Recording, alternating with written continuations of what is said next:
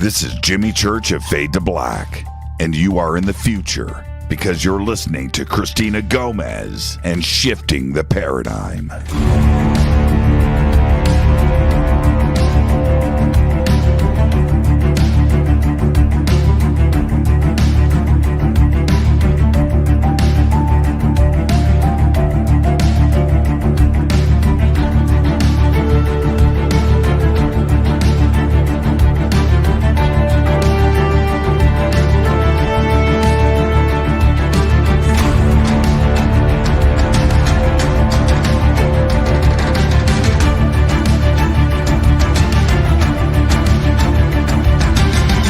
This is Ray Sobbs from the UnX Network, and you're listening to Shifting the Paradigm with the intrepid Cristina Gomez on the X.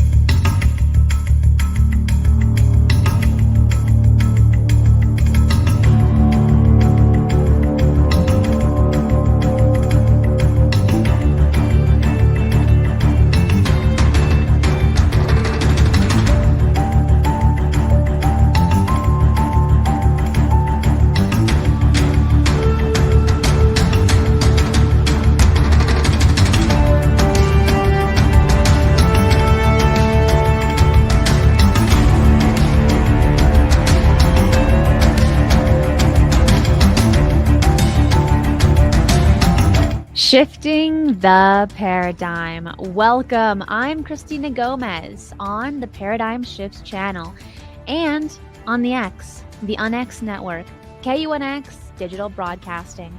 Are you ready for this? I'm officially pumped that this is the first show now being distributed by KUNX Race Hobbs. So things are going to be a little different from previous shows. The format is now longer, and I get to hang out with listeners and go over news items and other good stuff before we go into the interviews with guests from now on. So let's get started for an hour and a half of UFO shenanigans and paranormal adventures. Right here is where we look and think outside the proverbial box. We jump down those rabbit holes where you get a red Tic Tac instead of a red pill. How is everyone? Happy Tuesday or Wednesday, depending on where you're listening. Tonight, coming up at the bottom of the hour, is my guest, former police lieutenant and current CEO of The Debrief Media, Mr. Tim McMillan. But first, let's get into some space news and unusual news stories from this last week.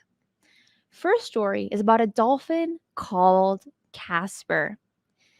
An extremely rare white dolphin has been spotted several times recently in Monterey Bay on the Californian coast.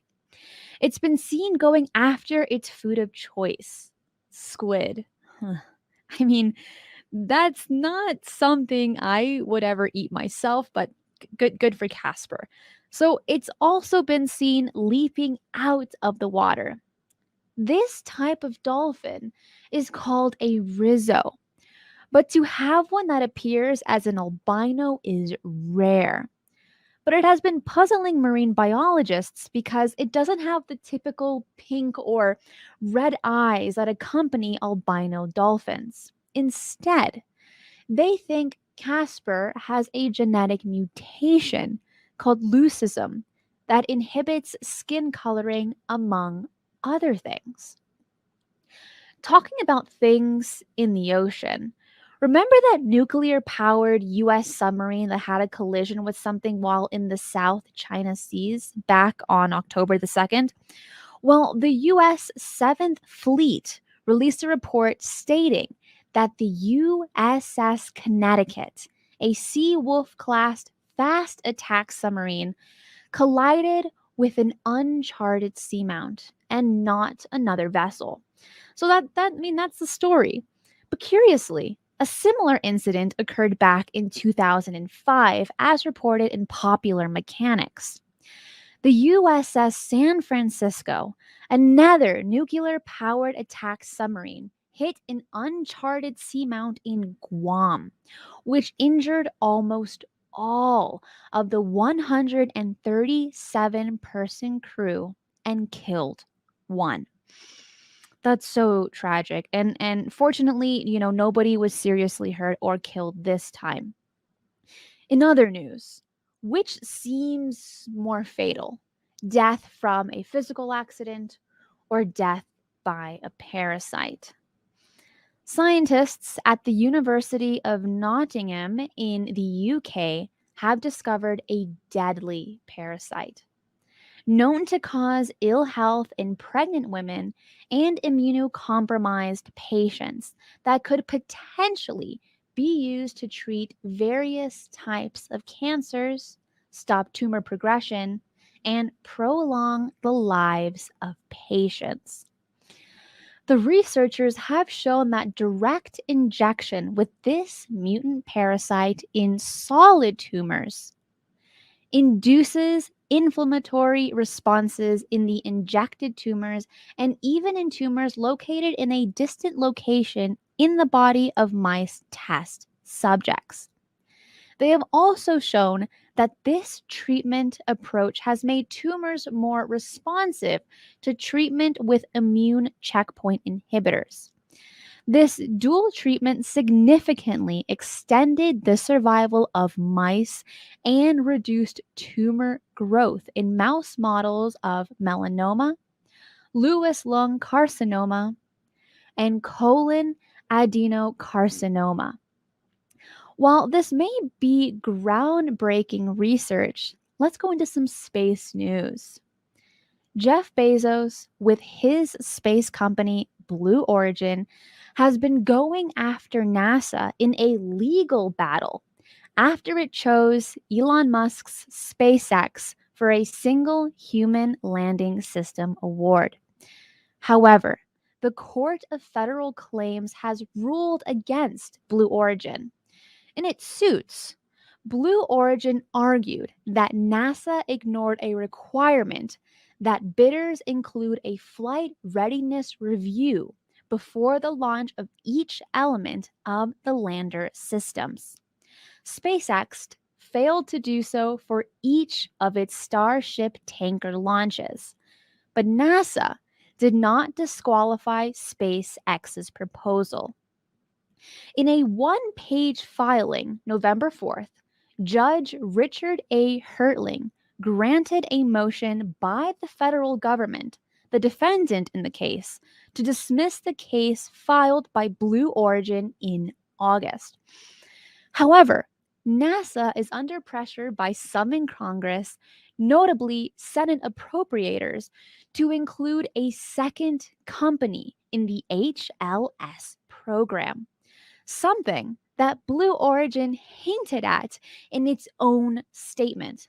The company stated, "We look forward to hearing from NASA on the next steps in the HLS procurement process."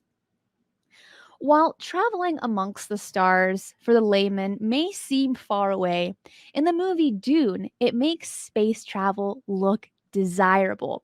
So, how many of you have seen the new movie Dune?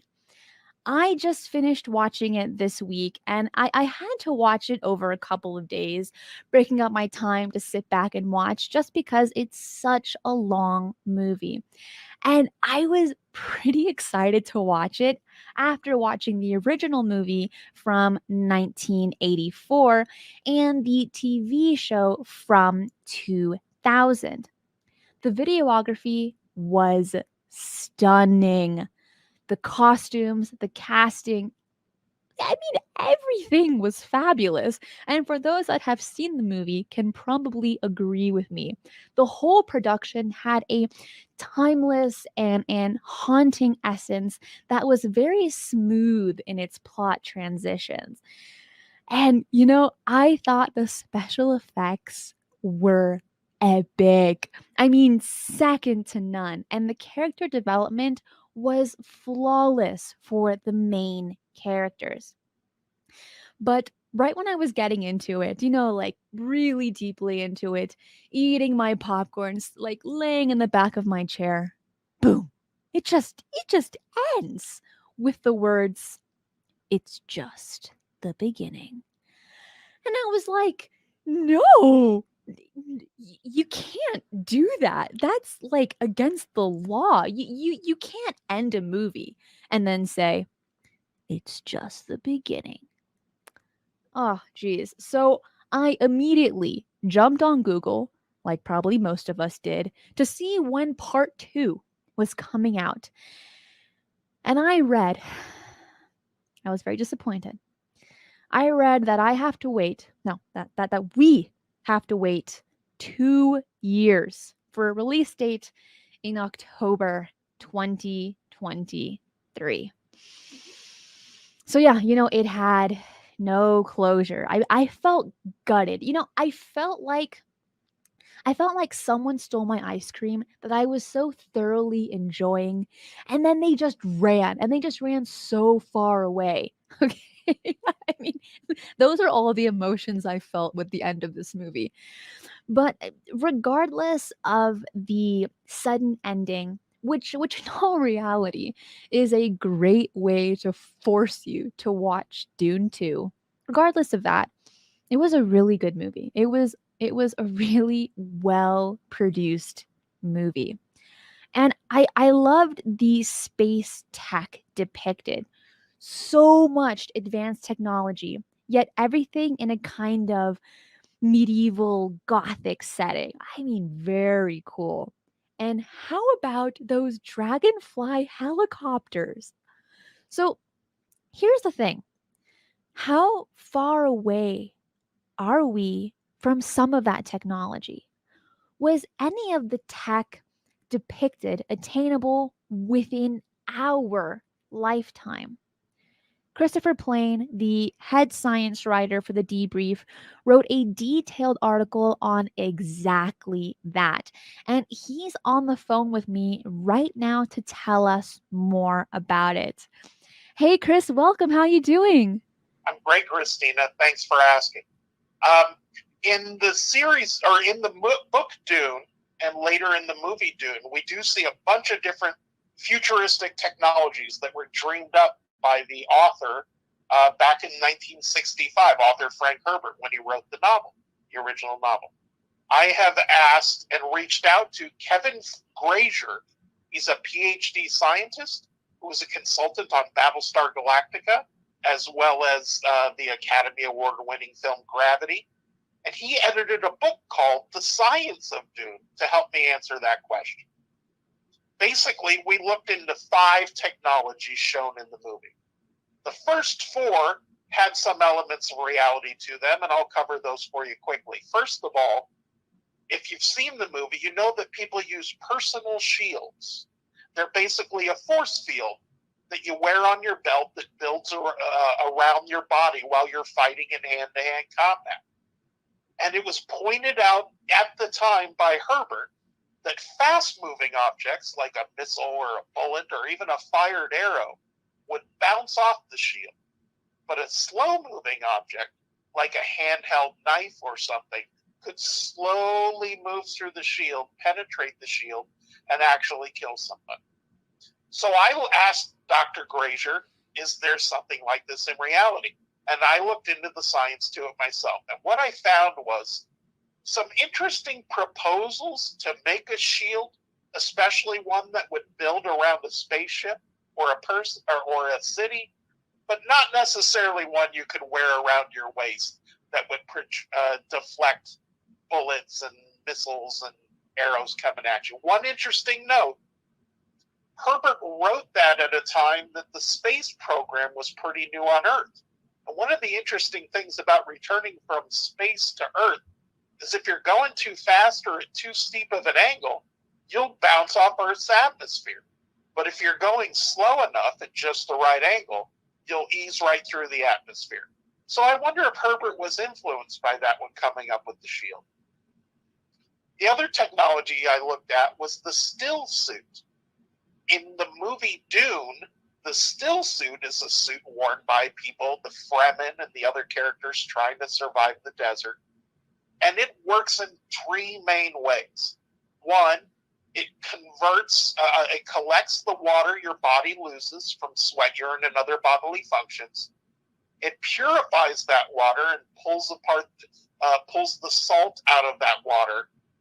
And then it allows you to, it will filter it so you can drink that water. And then the third thing is, it's supposed to keep the wearer cool in the deadly Dune desert sun. As it turns out, all three of those aspects do exist in the space shuttles previously and in the space station. We have big refrigerator-sized equipment that filters out the water from sweat and urine and the other bodily functions and makes it so it is drinkable. We also have equipment that captures the salt and puts that back into the body's system because, as we know, we have to keep our electrolytes balanced. And we do have suits that keep the wearer cool, specifically space suits that astronauts use that are often bulky and heavy have built-in air conditioning systems to keep them cool. The unfortunate thing was you couldn't combine all three of those technologies into one suit just yet, since so many of them are huge and bulky. So the idea of a still suit has some basis in science, but in 2021 we definitely couldn't build one. A third interesting technology was the weapons of sound. Now, I will point out here that that isn't something that appeared in the original book. Frank Herbert never talked about a weapon of sound. He talked about the weirding way being a form of martial arts. Well, when David Lynch made the 1984 adaptation Dune into a movie, he said, and he's famously quoted as saying, "I don't want to do kung fu on the sand." So basically, he said, how do I replace the weirding way, a special skill of martial arts or fighting that the Bene Gesserit witches have and train, and Paul, our hero, Atreides, is trained in. What he came up with was the weirding module, a device, again, that's only in the movie, that takes the power of sound and converts it into a weapon that in the film we see smash bone, smash stone, and obliterate people. So, once again, I looked into, do we have weapons like this? What's interesting, Cristina, is that the debrief, we've actually reported on a number of accounts of American diplomats serving overseas suddenly becoming violently ill.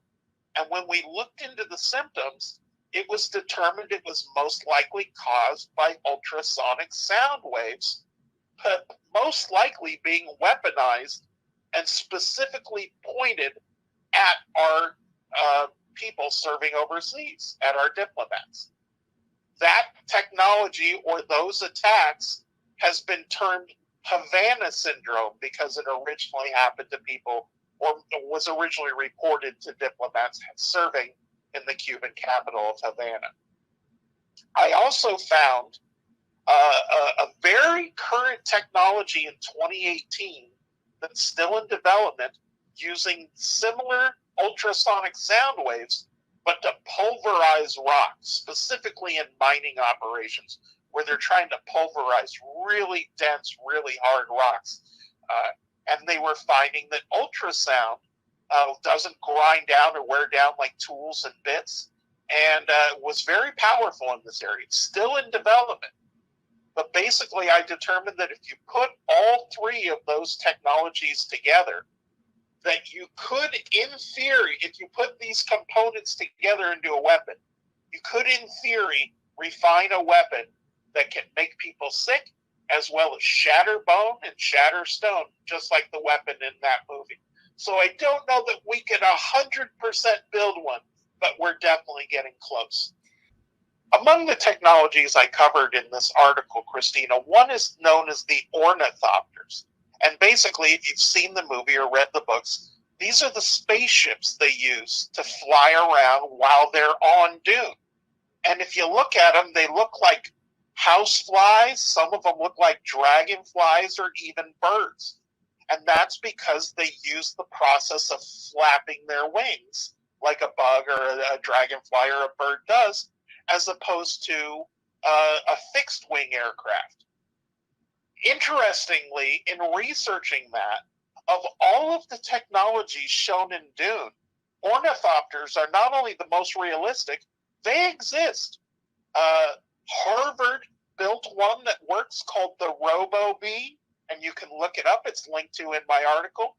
And another one was built by another university that also flies like a dragonfly with the multiple wings, the two layered wings like a dragonfly. When speaking to Dr. Grazier, my consultant on this article, he did point out to me that ornithopters have a lot of limitations, and most specifically is they're just super inefficient. The wing flapping is just an inefficient way to fly, and the wings just don't last because they go through so much stress that way. So of all the 5 technologies of Dune I covered in this story, the ornithopters are the most viable because we have them now, but unfortunately they're just not an efficient use of travel. Chris, how about the technology of folding space and remote viewing applications as depicted? Where are we with cutting edge physics and such tech possibilities? So I think one of the most interesting components that Frank Herbert came up with in his story is the idea of folding space. And what he basically envisioned was characters, more or less supernatural, superhuman characters that use the spice to guide the large cigar-shaped spaceships in the book and movie known as the Highliners between the star systems, because the Imperium in the book is a multi-star system empire. And if you want to keep that together, we know from all science fiction, you need faster than light travel if you're going to travel between the stars. The thing about folding space is, although it's not something scientists are necessarily currently working on, it seems to include 2 really interesting components. One is the ability of the navigator to essentially envision the distant location or the destination of the traveling ship, and then to use the power of the spice and their own mind to guide the ship safely to that direction by folding space over on itself. Again, what's really interesting, when I reached out to Kevin Grazier, the doctor, the PhD scientist who wrote the book, The Science of Dune, he made it clear to me that in his mind, folding space is just another way of terming what Einstein described as far as if you were going to use a warp bubble, or if you were going to use a warp drive to condense space through general relativity. So the fundamental idea of folding space rests in 2 phenomena. One we're really familiar with is Einsteinian general relativity, and the other one I already mentioned is a sort of remote viewing. So is it possible that scientists in the future could combine those 2 things, and indeed we could find ourselves traveling the stars using a mechanism just like this? I wouldn't say it's likely, but I definitely wouldn't rule it out. Chris, this is fascinating. Thank you so much, and I look forward to having you on again in the future. Awesome. Thanks for having me, Cristina. This year really has been a roller coaster ride for the UFO topic. The first half of the year, we saw daily news reports, chat shows, and debates about the UAP pilot sighting videos, and even Luis Elizondo being interviewed over and over by all the big networks. Nobody was laughing, joking, or even snickering. My guest coming up after the break has been leading a serious charge to report only the facts. To McMillan right after this. Hi. This is Race Hobbs, head of programming at the new UNX Network, and you're locked on Shifting the Paradigm with the intrepid Cristina Gomez on the X.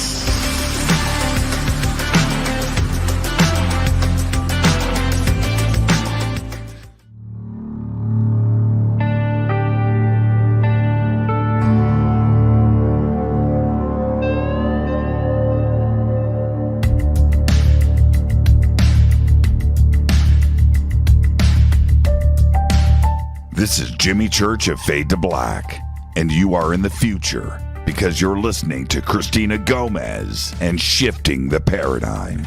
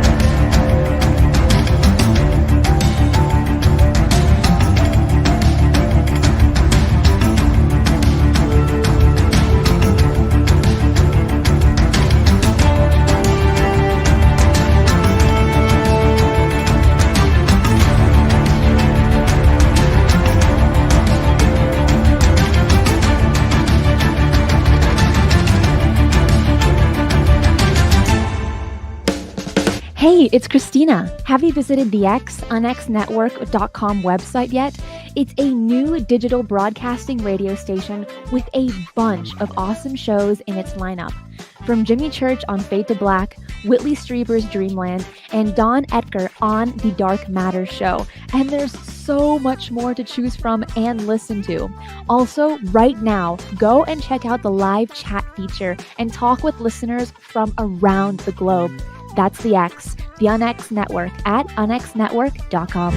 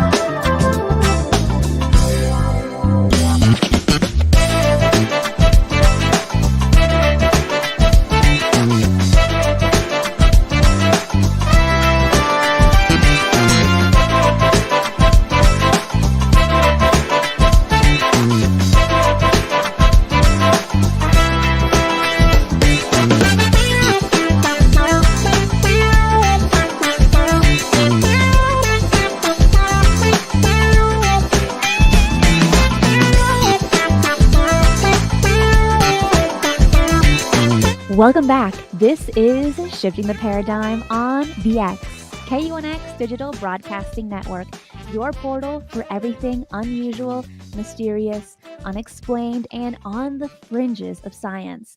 I'm Cristina Gomez. My guest today is no stranger to unusual topics that cause paradigm shifts when you look into them deeply enough. From cutting edge scientific discoveries to futurism to the complex world of unidentified aerial phenomena. Having an extensive background in law enforcement, public speaking, and investigative reporting with such giants such as Popular Mechanics, Warzone, and Vice, Tim McMillan is the co founder and executive director of The Debrief Media, a company that is relatively new yet has built a solid reputation for credibility in reporting the facts and getting the scoop on some major issues right across the spectrum, from defense technology to government legislation on the UFO topic. Tim is my friend, and since March of this year, I have had the honor of working with him and the Debrief team as a producer and presenter for digital video content on their YouTube channel. Since then, I've lost count of how many times I've been asked to spill the beans on Tim's knowledge and experience. The perception being that the debrief is sitting on a bunch of groundbreaking secrets to do with the UAP situation in both government and military sectors. So tonight, let's get into it with the man who definitely has his finger on the pulse of many mysterious fields of interest to us here at Shifting the Paradigm, retired police lieutenant, Mr. Tim McMillan. Tim, welcome to Shifting the Paradigm. How are you today? I'm doing great, Christina. How are you? It is a pleasure to be here. It's a pleasure to get a chance to catch up. I had to chuckle when you said people asking you to spill the beans because we're both so busy. We so rarely get to chat, so it's fun to actually sit down. This will be fun. We get to catch up. Did you guys hear that? See, we don't pass all these secrets to one another. Right, and it's not out of lack of love. I love Christina. I love everything that you're doing. Shifting the Paradigm. It's such a fun show, and everything you do for us at the Debrief is just fantastic. But yeah, we're both, whether it's between college, work, kids, family. We're always so busy, so we don't get time to share all of the deep dark secrets of the UAP world and what's going on. So let's do it now. Let's do it right now. And, for those who aren't familiar with the Debrief, your passion and your vision for starting it, can you give us an overview of the company and some highlights of reporting since it started? Sure. Yeah, we founded the Debrief over a year ago. We're coming up on our 1-year anniversary. It was started by myself, MJ Benias, and Micah Hanks, which hopefully people are familiar with. They're kind of, frankly, much bigger names in the UAP topic than me. But a lot of us, and me and MJ, have been working together for a while with Vice on covering UFO news, covering interesting defense stories. And we just kind of got to a point where we said, let's do our own thing. And I think a lot of that was predicated by the fact that we felt like we were covering very serious topics, very serious stories that, similar to anything else you would find in mainstream media any day. Frankly, I think the implications being perhaps more significant than a lot of stuff people consider major news.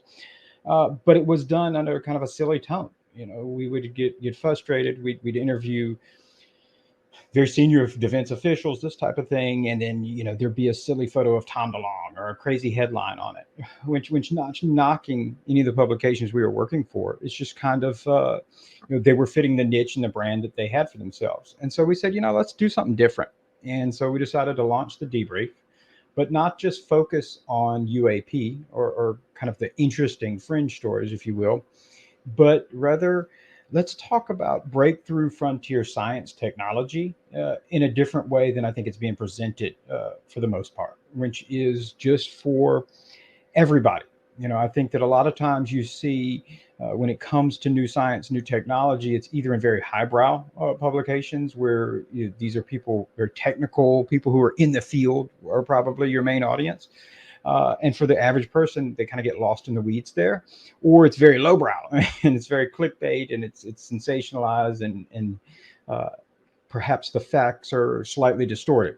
We wanted to kind of split the middle where we could make something fun, edgy, rebelliously curious. That's our motto. But yet also honest, genuine, and to be able to report on stuff like UAP under the same precedent that you would see in any major publication, the same editorial standards, the same rigorous scrutiny that you would see in any type of mainstream investigative journalism period. So that's what we did. We decided to go out there and launch it, and we've been very fortunate. This first year, we've been able to both add some really fantastic people to this group, like yourself, like Chrissy Newton, Chris Plain, who've come in and kind of formed that core team with us, along with a fantastic group of contributing writers, and most importantly, a really nice, robust reader base, and which continues to grow. And so we're very thankful for that, because now we have readers and viewers now, thanks to people like yourself, who contributed to the YouTube channel. But And that's kind of the origin. And it's really made a big impact, and it's very upbeat and original. And the Debrief has grown rapidly and become recognized as a media platform with integrity and credibility. And what do you think is the main reason behind that? What is the Debrief doing differently compared to other similar online media platforms? Well, I think that I'd like to hope that we brought something to the table that wasn't being done before, in that we report on things with the same standards, the same rules of evidence, the same, precedent of how you handle sources, this type of thing that you would see in any type of major news outlet. So whether it's, the New York Times, Politico, Washington Post, anybody like that. Perhaps in some cases, it's actually, more stringent. So we bring that same kind of journalistic rigor, but to topics that often those larger outlets wouldn't want to touch, or when they do touch, they say, the UAP topic being the best example, they do it in more of a silly kind of tone. And I think because there's this underlying impression that this is not really a serious topic, that perhaps even at times that journalistic rigor slips or is allowed to kind of be reduced to what you were doing if they were reporting on, say, a political story, something like that. And so, hopefully, I think what people have appreciated from us is the fact that we take that same rigor that you would see in major news stories, big outlets, like The Intercept, these types of things, and take it to topics where those outlets just aren't covering them. And we do it honestly. We present it, fact-based journalism, and sometimes that's not always going to make everybody happy. And I say that because the other side of that spectrum is, especially if you're talking about the UFO topic, it can be more fan news, where everything is interpreted, where facts maybe aren't present, interpretations go in, and people kind of fit a bill to maybe, fill to a fan base, and it's more of an entertainment value. So hopefully, I think that the reputation we've gained is the ability to present these types of topics in a manner that's journalistic. We do it with rigorous reporting, and we aren't necessarily concerned with entertainment. So if we make people mad, it's not our intention by any means. We're just trying to bring the honest truth. And the very first article you wrote for the Debrief was titled "Scientist Proposes a New Theory for the Mystery of Consciousness," which makes sense to me because when you were in graduate school, I saw that your focus and research was centered on cognitive psychology, human consciousness, and perception. On the Debrief over the last year, there have been quite a few articles on this topic, and some really appear to follow each other with an evolving trend. So, from graduate school to today, what, in your opinion, have been some of the most eye-opening developments in the research of consciousness? Sure. Yeah. No, what a great question. And you're right. That is something that I think it is my background. It is something that I enjoy. It's something that I kind of impregnated into the law enforcement when I was during my law enforcement career. I was an instructor in cognitive science and police sciences. And so, yeah, that's something that you're going to see more of coming up. And so if that's something that people are interested in, please do check us out, because that's something really in my wheelhouse that I enjoy. And I think that,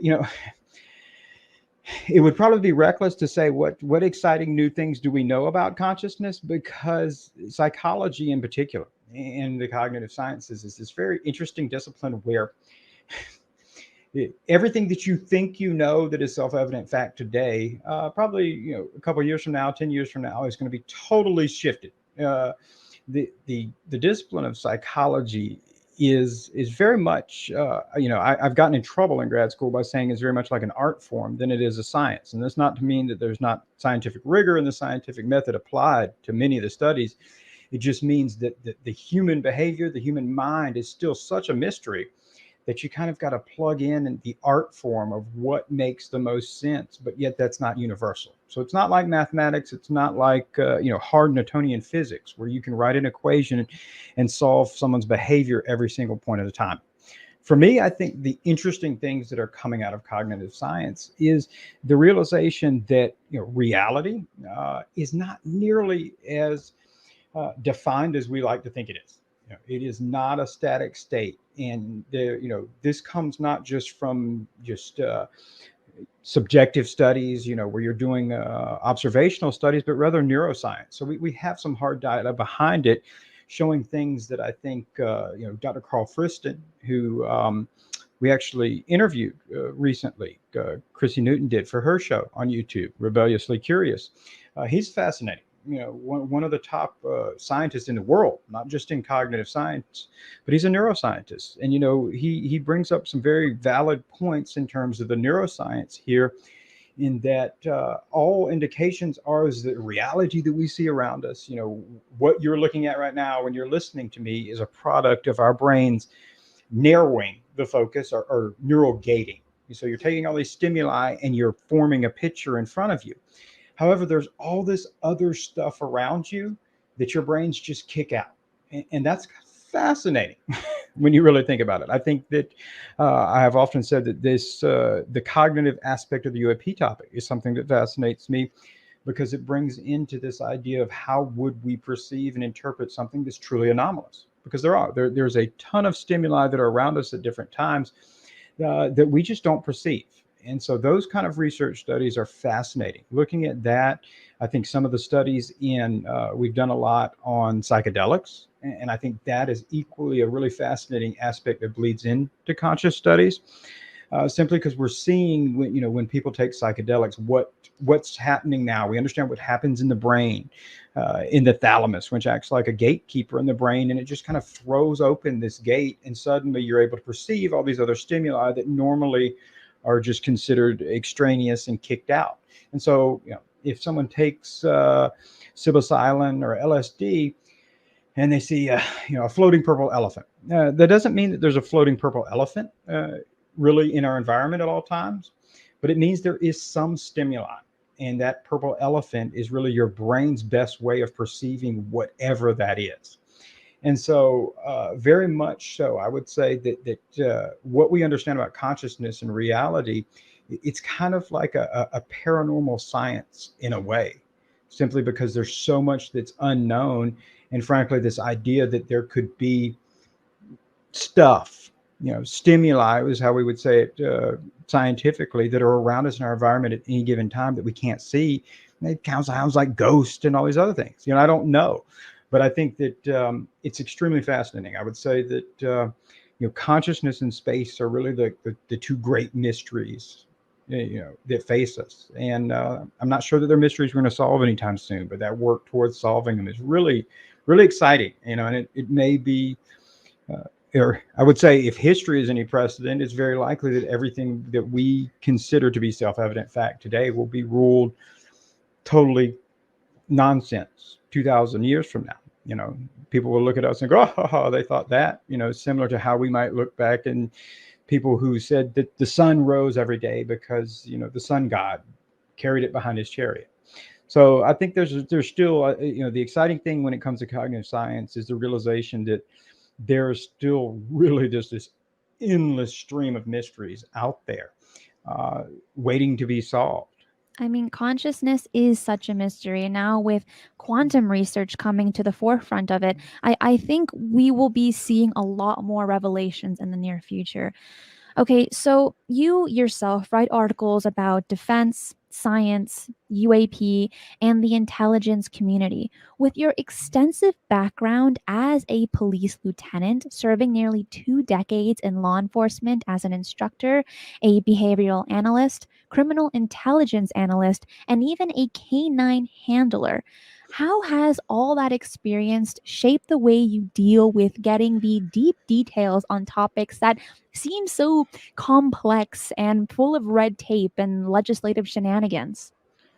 Sure. Great question. I think, we'll take it from a couple approaches. First, when it comes to the UAP topic, because I often tell people, my reporting and what I stick to my lane and what I know and what I'm familiar with and what I think that where my experience suits best, which is mostly reporting on what is coming out of the Department of Defense, the military, the intelligence communities when it relates to UAP, UFOs.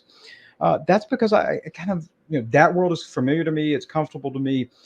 For many years, I worked with different federal agencies, the FBI, the DEA, the ATF, all these people. And so I understand a lot of the bureaucracies and the intricacies that go into the federal service. And I've often said that that's very important to understanding the defense side of the UFO topic or the Pentagon side of it, because I think at times people interpret behaviors, language, or things that have come out of the Pentagon that they perhaps at times place more significance on it than they should, simply because whatever language is being said or whatever actions are being done, that's just typical bureaucratic minutia, or it's just the kind of idiosyncrasies that go on in that really regimented kind of atmosphere.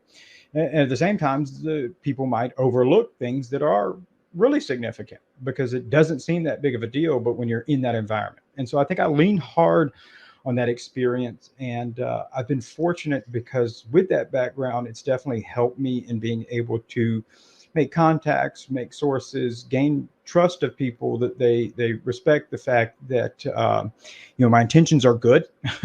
I'm not here to do harm. I'm not some foreign spy trying to steal secrets. And I'm also equally not trying to get anybody in trouble and push an envelope that would compromise national security, that kind of thing. And I speak the same language. That's it's always been comfortable. Somebody that people would be very familiar with, Luis Elizondo, who formerly ran ATIP and has been a big stable fixture on the UAP scene in the last couple of years. Him and I, the times we've chatted, off the record, or I should say, just personally or on the phone, or even if we're doing an interview, we can kind of speak the same language, because though we came from somewhat dissimilar backgrounds, with his being the military side of things and me being the domestic side of things, we have similar personality traits. We have similar languages. We can kind of speak this same tone. And so I think that that's aided me and helped me when it comes to pursuing the stories and looking at information that you dig up. I try to apply those same standards that I did in law enforcement. For a period of time, I was also a violent crimes investigator. So, investigating anything from rapes, robberies to murders. And when you're doing that, you're collecting evidence. You're trying to prove something beyond any reasonable doubt that you're going to take into the court of law. And so I try to apply that same methodology, frankly, because it's the only methodology I know, towards investigating these topics. And in this instance, I'm presenting the case. The jury would be the public. So it's in the court of public opinion. But I still try to maintain that, which is it's a fine line to walk through, because oftentimes when you're trying to, if you're talking to anybody inside the Pentagon, there's oftentimes that, they are prohibited from speaking on record. They're prohibited from perhaps even being named on background, which is just a nice way of saying when you see articles or different news outlets attribute, we spoke to a defense official. And so that makes it tough. You have to weigh those options, because unlike the court of law, where you could call somebody to the stand and they can testify, you've got to try to make sure that you handle everything on the back end, with your editors and everything, verifying this information is accurate before you present it. But I would say those are all of my experience very much plays a part in everything I do, in hopefully presenting people with factual, really key information about topics, which hold perhaps a really big significance. The same way, and it's very interesting. I'll say that much, Cristina, because at times it is harder to prove a case, especially with something like UFOs, than it was to even present a case for homicide to a jury. Oftentimes we're just kind of understanding when you consider the overarching implications of what UAP could represent. It's harder to prove that than it is convict somebody for murder. Maybe that's a not so great testament to the American criminal justice system, but that it's true. There's times when someone could be convicted on testimony alone. A jury judges that, where I think with this subject, testimony alone doesn't suffice. So it's a delicate, difficult balance, I will say, but it also definitely guides everything that I do, and guides how I approach things. And there's certain topics and areas that, especially with UAP, that I think people wish that I would pursue more. But I look at that from the onset going, okay, the ability to prove this, the ability to apply that type of rigor to it at this point in time is very, very difficult. So, energy is better spent elsewhere. I think perhaps that frustrates people because they want me to jump right in and roll out the Roswell bodies. And if I had them, Cristina, I would roll them out, but I don't. That's a very interesting comparison that you did, but regardless, you're really well equipped with that background to not only be trusted and reliable, but to communicate it all very well. This year, we've seen a lot of unprecedented developments with the acknowledgments by the government to the public that there is a serious aspect to the UAP mystery, including the threat of air collisions and near misses with unknown craft, and them demonstrating disruptive technologies. What are your thoughts on the ongoing stance of these objects representing a potential threat? Sure. No, I understand that. I think that people get upset by that. I think that I read that on Twitter, or I hear that a lot. People get upset by the idea that I think that, there's even this underlying theme that there's a false flag operation. The government's going to decry that there's an alien menace here to bolster the military industrial complex, that type of thing. Again, going back to kind of my background and experience, I understand what's being said there when it says it's a threat. And when you come from the intelligence community, you come from particularly the defense and national security intelligence world, any unknown is a threat. You hate unknowns. You hate not knowing anything because that's not very intelligent. And that, by definition, it is intelligence. And so I understand that this idea that if something is unknown, that is a threat potential. That's something I agree with. And I think that what we have heard, what we have seen from, for example, the report that was released by the UAP task force in June, or comments that we've heard from lawmakers, the idea that you have something that is apparent mechanical devices of unknown origin that are operating and you don't have any intelligence on them. You don't know where they're coming from. You don't know what their intent and motivation is. Is there a threat potential there? And I'd say absolutely. Does it mean that it is inherently a threat, as in it's just biding its time planning to attack? No. It just means that potential exists there because whatever it is, you have no means of stopping it. It evidently can penetrate all of your air defenses. You're entirely vulnerable to that. So if that is, some type of near peer potential foreign adversary, obviously that's problematic. If it's, especially if it's a country that perhaps wants to kind of take the world stage and, who knows what, want to invade the United States. This is something that seems very foreign to Americans, given that America has never been, the United States has never been invaded. I guess the Native Americans would beg to differ with that, justifiably. But I think the threat potential exists there. It is there. And I think even if it is, let's say that our military aviators or the average public has been Yeah. seeing for decades is Tim, alien. we've Oh. come up against a break. This is so fascinating. Don't go anywhere for Mhm. those that are listening or watching. We will be right back. Hi. This is Race Hobbs, head of programming at the new UNX Network, and you're locked on Shifting the Paradigm with the intrepid Cristina Gomez on the X.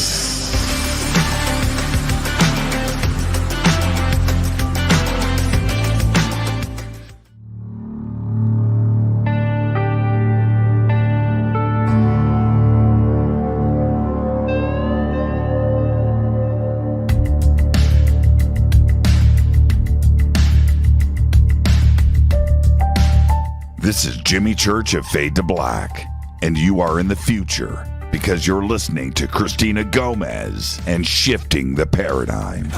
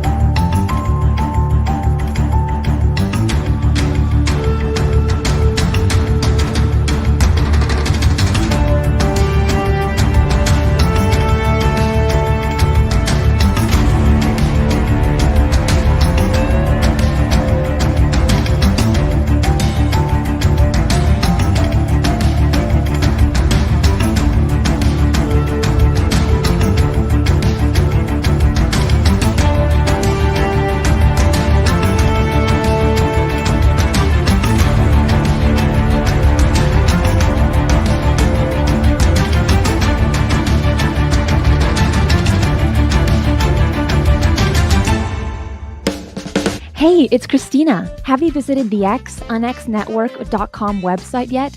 It's a new digital broadcasting radio station with a bunch of awesome shows in its lineup. From Jimmy Church on Fade to Black, Whitley Strieber's Dreamland, and Don Etker on The Dark Matter Show. And there's so much more to choose from and listen to.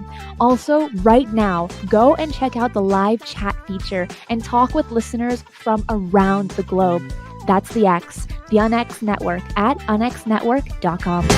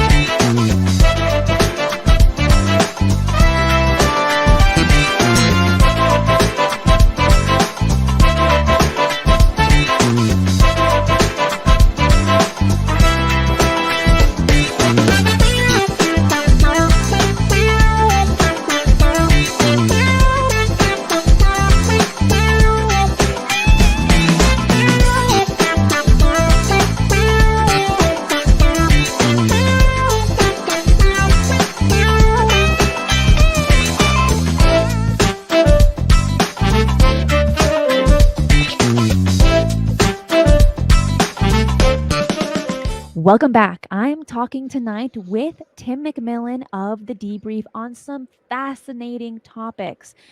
Tim, go in more depth about what you were talking about. Sure. Yeah, we were discussing this threat potential, the idea that UAP possess a threat potential, and I was just going to say, in kind of closing that out, is that the idea that UAP could be alien or let's say non-human, because I think there's a lot of theories that float out there. It could be interdimensional, all sorts of different things. I'm of the frame of mind that anything's on the table till it's not.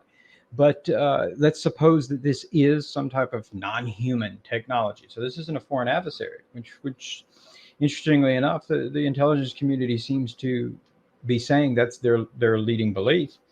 Um, Even if whatever people are seeing now or have been seeing for decades has no overt or covert threat towards humanity or Earth, the mere fact that something else possesses this technology means that the threat potential exists out there.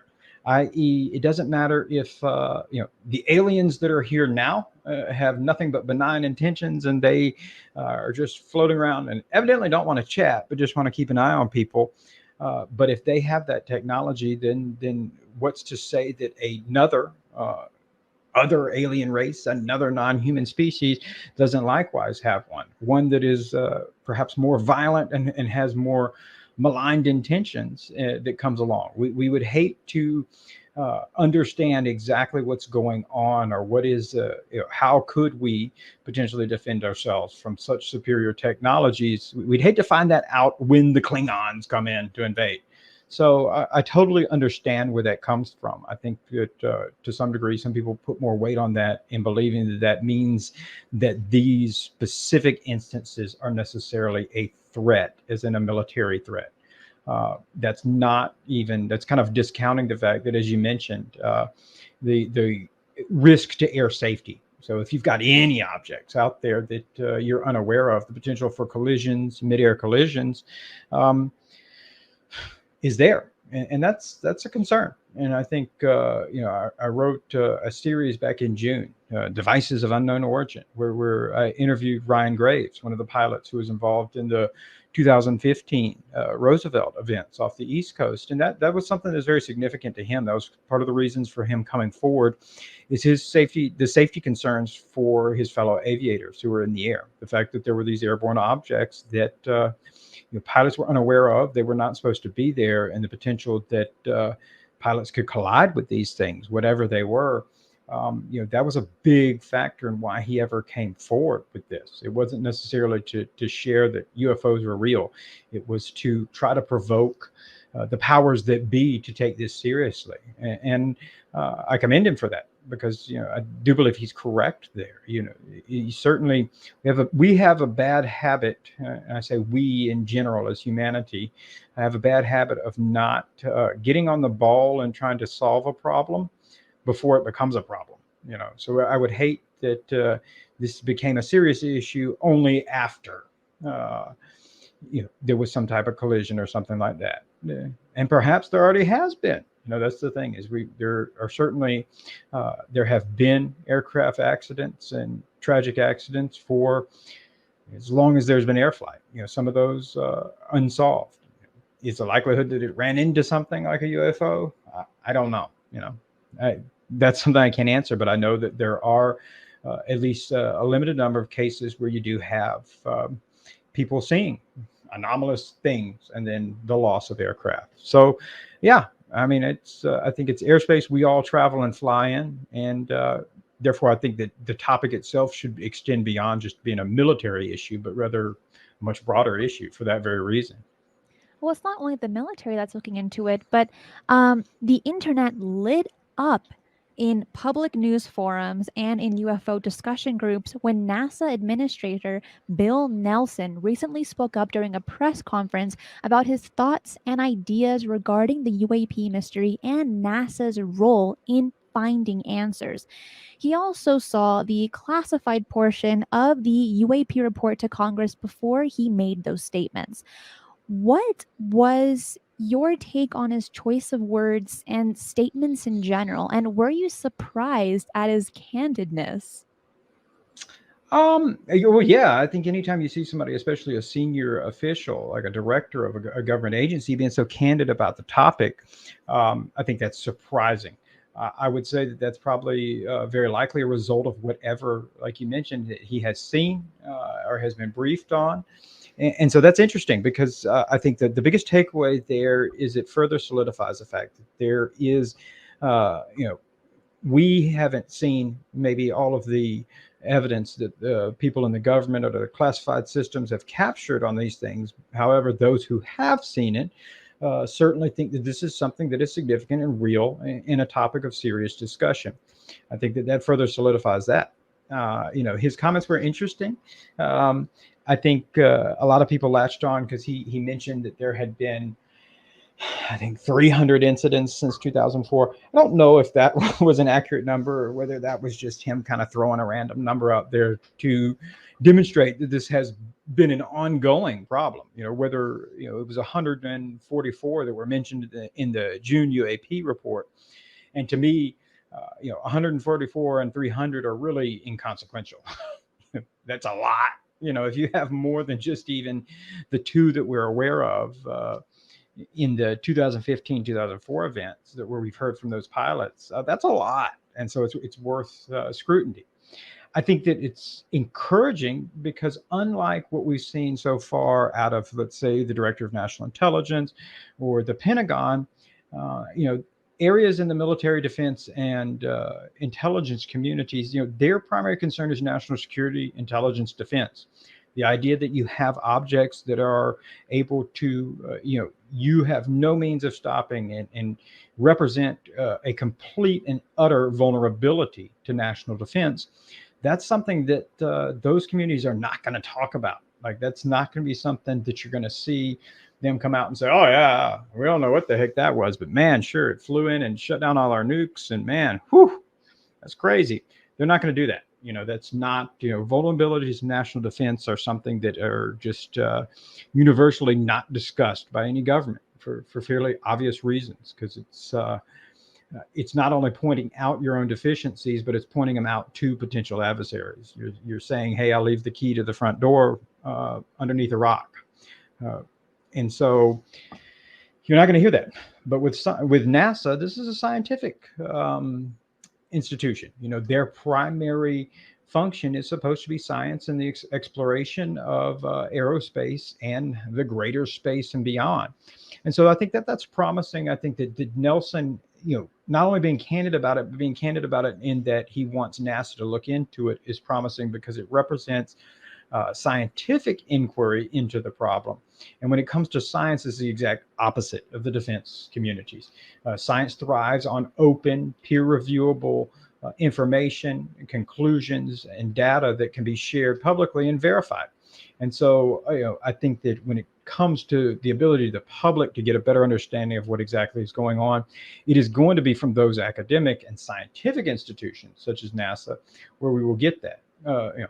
Unfortunately, NASA has, unfortunately for us, NASA has access to a lot of classified types of systems and things, and they do work with the Department of Defense. And so there's certainly things that they're not going to share per se, but I think the potential there that we could see NASA produce maybe some better evidence or some evidence that I think would, people who are on the fence are very highly skeptical of this whole thing. Maybe that's where the best answers could come from, would be someone like NASA. I sure do hope so. But regardless, the UAP topic is a controversial one, even down to the polarization of whether to refer to the objects as UFOs or UAP. It's without a doubt a topic that is very complex, having bizarre aspects such as demonstrating extremely advanced handling of the laws of physics, to connections with cattle mutilations, an interest in our planet's nuclear technologies, even so far as to alleged abductions of citizens around the world. Where do you see everything going? Based on your insights and connections, what do you believe we could see coming to light in 2022? Oh, man. I'm going to have to remote view that one. I don't, I don't, yeah, that's a good question. And I've come to be very comfortable with accepting I don't know, Christina, because every time I interpret what could be coming, or every time that I've heard different things that are in the works or different things that are in play, those either come to fruition, and then maybe they come to fruition larger than I expected. The June report being one of them. I did not expect it. I know a lot of people were disappointed because they wanted the videos and the pictures and all this stuff, and having some experience in reading or even producing similar intelligence reports, not on UAP, but I knew that was not going to happen. We weren't going to roll the Roswell bodies out. We weren't going to deliver a bunch of photos and images. But the fact that they went into more detail, or as much detail as they did, even though it may have been limiting to some, I was very surprised with. So it's difficult for me to predict it. I think it's interesting that it's certainly not a topic that's going to go away anytime soon, at least in these very serious discussions going on at high levels within the government. Now, I know that the people who have been following this topic, the people who are enthusiasts of the UFO subject for many, many years, perhaps that process is not moving as fast as they would like. There are quite a number of people who are, where's disclosure? Where are they going to roll out and tell us all the truth? And the government works slow on everything, frankly. So I can't give you a timeline for that type of thing. Down to the fact that I'm not even sure that the government truly knows what the heck they're dealing with. But I think that when we've seen things such as the Armed Services Committee now, prior to this, it was the Senate Select Intelligence Committee. So the group of lawmakers who are tasked with oversight of the intelligence community. So the 19 different agencies involved in the U.S. intelligence community. But now when we saw the Senate Armed Services Committee, so this is the group of separate lawmakers who are in charge of the Department of Defense, the defense community, when they add in legislation ordering the establishment of a UAP office, it's a fairly big deal. And I'm not sure it goes back to what we talked about earlier about, understanding kind of the bureaucratic minutia that goes in here. I'm not sure people understood how big of a deal that was, but that's a pretty big deal because now you're establishing a permanent entity. The task force previously that had been authorized by the Undersecretary of Defense, task forces are temporary entities that are set up to kind of solve a problem. They're ad hoc. They come together and then they break apart. They oftentimes don't have appropriated funding, anything like that. They're just set up for a very finite amount of time. But when you're talking about a UAP office, now you're talking about a more permanent fixture.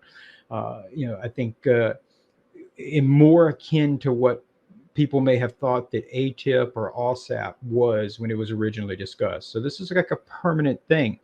That's fascinating. I think that's what's interesting is that whatever the information that's being shared with lawmakers in classified closed door settings, whatever is being captured is enough that lawmakers are willing to go on the record and state its significance, and furthermore put together some resources in place to try to figure out what's going on there.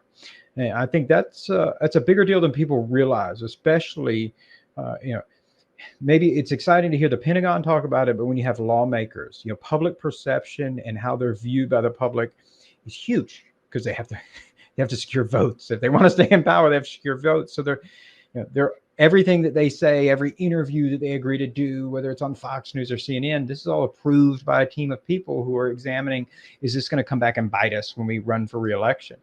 And so the fact that, you have people such as Senator Marco Rubio, who was a former presidential candidate and frankly, young and a well-known national figure, somebody who could easily perhaps run for president again. For him to go on the record and discuss this topic and issue on multiple occasions on different news outlets, I think it's a big deal because it's important that people realize that means that his political team, his spokespeople, all of the people around him have viewed what's going on with this topic and determined that this is not a subject that's going to come back and bite us in the butt. This is not something that's going to make us look bad, and our political rivals are not going to make us look silly with this. And so that's significant. So even if a lot of the public maybe views the topic as contentious, The fact that you have politicians and lawmakers viewing it seriously, that's significant. And but I think that they have said actually very directly, which is kind of humorous, is that they're viewing this as a serious topic, and they're not here to entertain the Twitter world. They're here to take it seriously and examine it just like they would any other legitimate concerning issue that's facing national security. I foresee that it will be viewed as such. The downside to that means that, like any other significant issue, it doesn't necessarily translate into the public getting a lot of information unless they start requesting it. And I think that's one of the things that in my reporting that I would say has always been a big motivating factor, is that to me, this is the establishment of the United States, and the Constitution is supposed to function on the ability of the people to give their implied consent to how they're governed. And so I think that hopefully, we'll see more people, and I think it's incumbent upon people to kind of ask for more information so that they can they can be informed, and therefore provide their consent. Because maybe once we are better informed, people, the average person on the street may say, no, I don't want just a UAP office. I want a UAP agency. Like, this is a much bigger deal than you have let on. And so I think that's the delicate balance. It's one of the aspects that we haven't seen yet. And I hope, from a journalist side, that it's something that I want to push, because I think that the people do deserve to be informed and therefore give their consent to that. Now, can I predict that in the coming 2022? No, yeah. Part of me wants to say nothing's coming, because whatever I say is coming is the exact opposite happens, and so therefore, Biden's going to roll out the Roswell bodies in 2022. Well, I mean, I am excited for what's coming, given so much that's happened in 2021. Now, in June, you wrote about China also has a UAP task force, as well as Japan. Do you think that it is because they're having their own military encounters with these objects was that a surprise to you to learn about their investigations? I mean, it was a surprise that they were talking about it. I think that there's probably a lot of countries. I would be surprised if every major country didn't have something, in place. Particularly, I think the other power who has been remarkably silent on all of this would be Russia, and it would be kind of astonishing if they didn't have something in place. But it was surprising they were talking about it. I wasn't necessarily surprised that they had something in place. I think the most surprising thing was the fact that they not only, it came out through Chinese state media. So this is something that's kind of, unlike in the United States, these are media organizations that are controlled by the state government. So there's going to be a presentation of what they want put out there in the media and to the masses. But the fact that what they wanted to present was not only that they weren't establishing one, they were saying, oh, no, we've had one for several years. And in fact, described it as a very comprehensive and endeavor where they had multi-layers of how they investigate these sightings. And their reasoning and basis behind it, they said, was that they had seen an uptick, an increase in UAP or UFO sightings. They didn't kind of define whether that meant from the civilian populace or the military populace, but at the same time, those kind of bleed over. The same air that the military flies in is the same air that's above our heads. So we can kind of assume from that there's been an increase of sightings all across the board. I think that was intriguing and interesting, because that there's that same similar theme that's played out in the United States, is that the reason that this topic has been so much in the focal forefront can be attributed to people like Luis Elizondo or Christopher Mellon making it so, and putting it in front of lawmakers. But at the same time, there seems to be this implied and unstated implication that the advances in our own technologies, whether it's radar, air defense systems, different things where we're not using Doppler pulse radar, we're using continuous pulse radar systems, that this perhaps has created an increase in the ability to detect or observe these things. So, if that's going on in the United States, almost undoubtedly these same types of advanced technologies are going on in other foreign countries. And so it's either there's an increase of activity externally, so whatever is causing the activity is increasing, or the technologies that we're employing today are better suited to pick up whatever these are.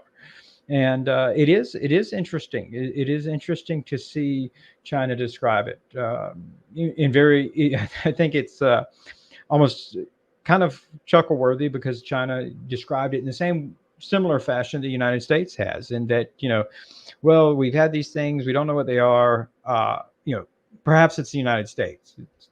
But the humor coming there is the United States has equally been like, well, we've seen these things, we don't know what they are. They could be China. So I've always said that maybe it would be very interesting to get. I think you would have to start inside locally with the Department of Defense and get all the heads of different agencies in the room, and it would be like that Spider-Man meme where everybody's pointing at each other, saying, "I thought it was you. Wait, it's not you. I thought it was you." But then they expand that onto foreign governments to the same type of format, where I think there's always going to be this idea that, well, yeah, it's weird. We don't know what it is. It doesn't seem to comport to known technologies, but it's probably them. And it would be interesting to get everyone together in an international format where there's this sudden realization, oh, wait, it's not you? Oh, man, geez. Well, what the heck is this? Maybe then we could get some real solutions and answers to these questions.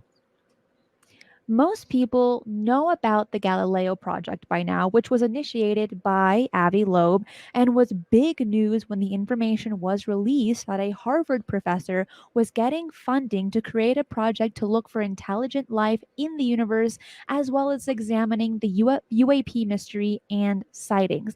Now, we've just heard that Luis Elizondo and Christopher Mellon have signed on the effort.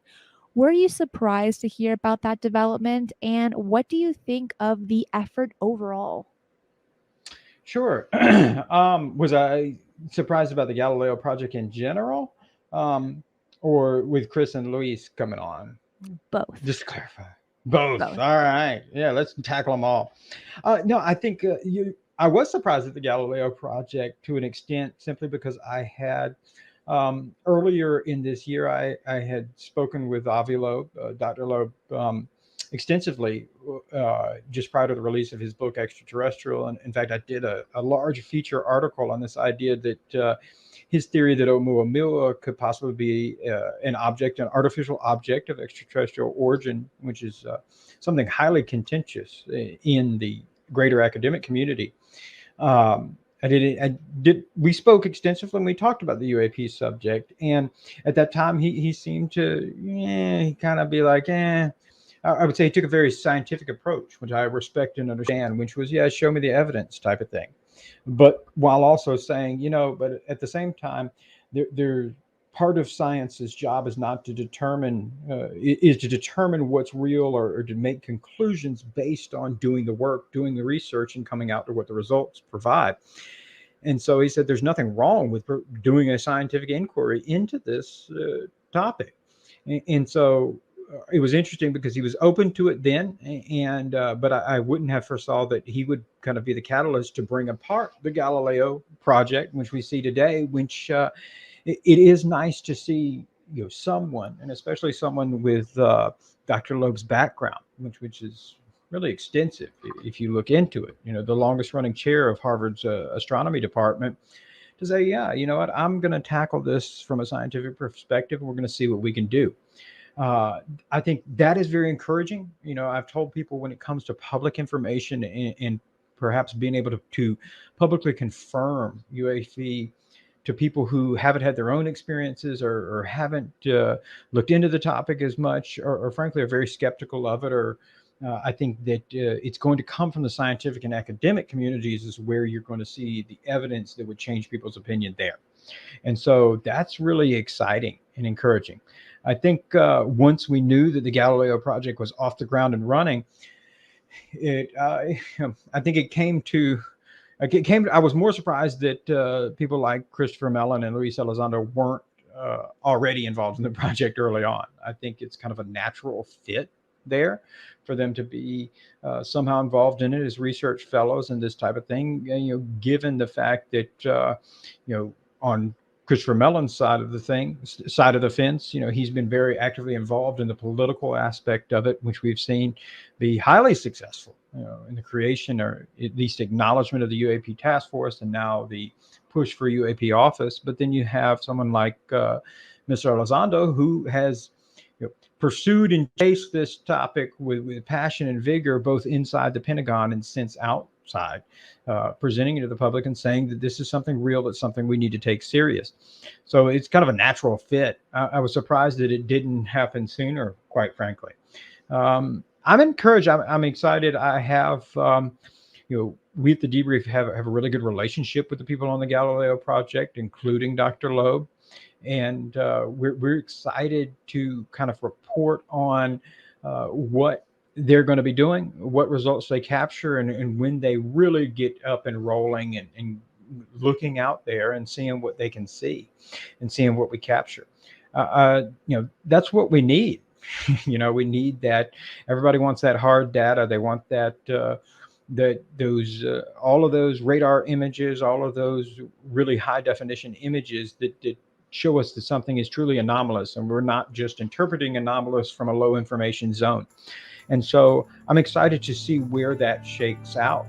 I agree with you with that. I mean, it's insane how far we've come and what the future holds for us.